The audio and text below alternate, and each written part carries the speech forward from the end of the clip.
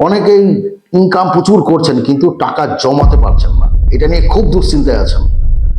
এই নিয়ে আমরা 100 জনকে নিয়ে একটা রিসার্চ করেছিলাম। সেখানে দেখলাম 100 জনের মধ্যে 100 জনই কিন্তু কর্মের সঙ্গে নিযুক্ত, কিন্তু তাদের মাসিক বলুন বা বাৎসরিক বলুন সঞ্চয় বলে কিছু নেই।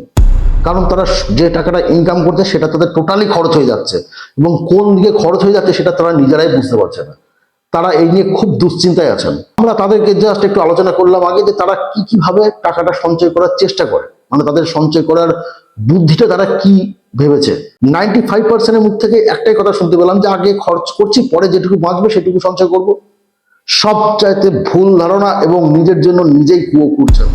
জানবেন, ব্যয়ের পর কখনো সঞ্চয় হয় না, সঞ্চয় হয় ব্যয়ের আগে। মাসে 10,000, 5,000 বা 20,000 ইনকাম করছেন, আপনার সংসারে একটা খরচ আছে দৈনন্দিন। আপনি চেষ্টা করবেন মাসের প্রথমেই একটা বাজেট তৈরি করার। সেই বাজেটে যেটা হবে আপনার দৈনন্দিন যাবতীয় খরচ, স্কুল খরচ, ইলেকট্রিক বিল খরচ, আপনার বাচ্চা পড়াশোনা খরচ, আপনার মার্কেটিং খরচ, সমস্ত কিছু বাদ দিয়ে যেটা বাঁচছে আপনার, আগে সেই টাকাটা সেভিংস করুন। ফার্স্ট টার্গেট নেবেন মাসের শুরুতেই টাকা সেভিংস করার। তারপর যেটা থাকছে সেটা আপনি বাজেটে খরচ করুন। বাজেট কেন বলছি? বাজেট হচ্ছে এমন একটা জিনিস যেটা মানুষ শৃঙ্খলাবদ্ধভাবে খরচ করতে পারে। আপনি যদি বাজেট তৈরি না করেন নিজের খরচের, তাহলে খরচ কখনোই শৃঙ্খলাবদ্ধ বা রেগুলারিটির মধ্যে থাকবে না। আপনাকে আগে প্রথমেই হচ্ছে বাজেট তৈরি করতে হবে, যে আপনি কোন খাতে কত খরচ করবেন তার যদি নির্দিষ্ট লিমিট সেট করতে পারেন, তাহলে কিন্তু সেভিংসটা আপনি করতে পারবেন। তারপর যেটা সবচেয়ে গুরুত্বপূর্ণ সেটা হচ্ছে আপনার রেগুলারিটি। অর্থাৎ আজকে সেভিংস করলাম, আগামীতে করবো না, এটা করলে কিন্তু হবে না। সেভিংস আপনাকে ডেইলি করতে হবে। মানে আজকে থেকে শুরু করলেন মানে যত দিন বাঁচবেন সেভিংস করবেন আপনি, এবং সেটা মাসের প্রথম সপ্তাহে, অর্থাৎ স্যালারি বলুন বা বিজনেসই বলুন, যে টাকাটা কামাচ্ছেন প্রথম সপ্তাহে মাসের আপনি সেভিংস অ্যাকাউন্টে জমা করবেন। তাহলে দেখবেন আপনার চাপটা অনেকটা কমছে। রেগুলারিটি হচ্ছে একটা বড় ইম্পর্টেন্ট জিনিস আমাদের। এরপর যেটা সবচেয়ে বড় সমস্যা সেটা হচ্ছে আমরা প্রত্যেকেই যারা কাজকর্ম করি বা সার্ভিস করি, তারা ভাবি যে আমরা পয়সা তো গোছাচ্ছি, কিন্তু কিভাবে গোছাবো। আপনি প্রথমে একটা সেভিংস অ্যাকাউন্ট করুন নিজের জন্য, তারপর একটা এমার্জেন্সি ফান্ড করবেন। এবার সেভিংস ফান্ডও বানাবেন, এমার্জেন্সি ফান্ডও বানাবেন। কেন বানাবেন? সেভিংস ফান্ড এই জন্যই বানাবেন যে সেখানে যে টাকাটা সেভিংস করবেন তাতে আপনি কখনোই হাত দেবেন না।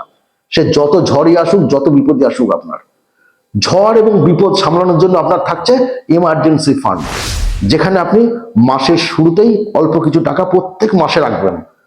এমার্জেন্সি ফান্ডের কাজ কি? এমার্জেন্সি ফান্ড হচ্ছে আপনার দৈনন্দিন কোনো অসুখ বিসুখ হোক, বা আপনার ছেলের হঠাৎ কোনো বড় কলেজে ভর্তি হোক, বা আপনার বিদেশ সফর হোক, যেখানে যাবেন সেখানে যে টাকাটা লাগবে এই এমার্জেন্সি ফান্ডে থেকেই আপনি নেবেন। আপনি টার্গেট রাখবেন সঞ্চয় যে ফান্ড, সেভিংস ফান্ড, সেখানে কোনো দিন হাত না লাগানো। সেটা যেমন জমতে থাকুক। আপনার যদি কোনো আর্জেন্ট কিছু দরকার লাগে সেক্ষেত্রে আপনি এমার্জেন্সি ফান্ড ইউজ করুন।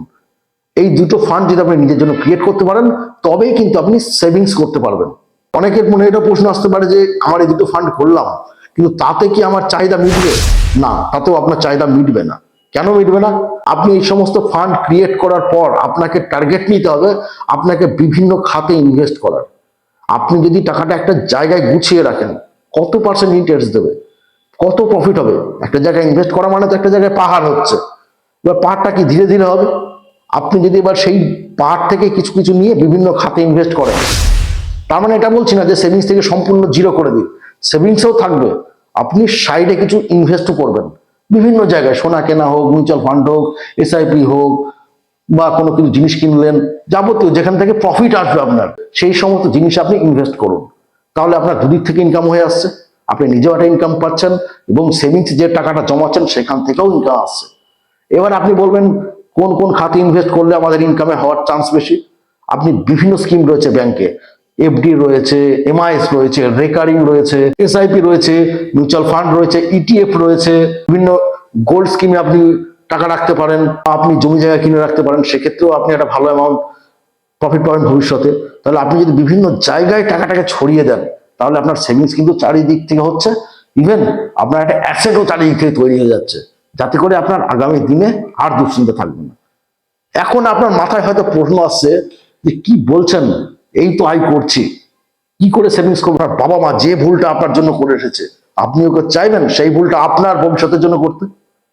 আপনার বাবা মা আপনাকে কষ্ট করে সংসার চালিয়ে বড় করেছে, আপনি খুব দারিদ্রতার মধ্যে বড় হয়েছেন, আপনিও কি চাইছেন যে আপনার সন্তান সেম একই পরিস্থিতিতে বড় হোক?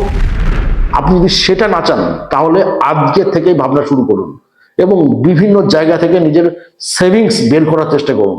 যদি সেভিংস বের করতে না পারেন তাহলে কিন্তু আপনার ভবিষ্যৎ একদম জলে। কেমন লাগলো আজকের আলোচনা জানাতে ভুলবেন না আমাদের কমেন্ট বক্সে, এবং অনুরোধ রইল যারা এখন পর্যন্ত আমাদের চ্যানেলটা সাবস্ক্রাইব করেননি অবশ্যই সাবস্ক্রাইব করে আমাদের পাশে থাকবেন এবং লাইক কমেন্ট ও শেয়ার করার অনুরোধ রইল।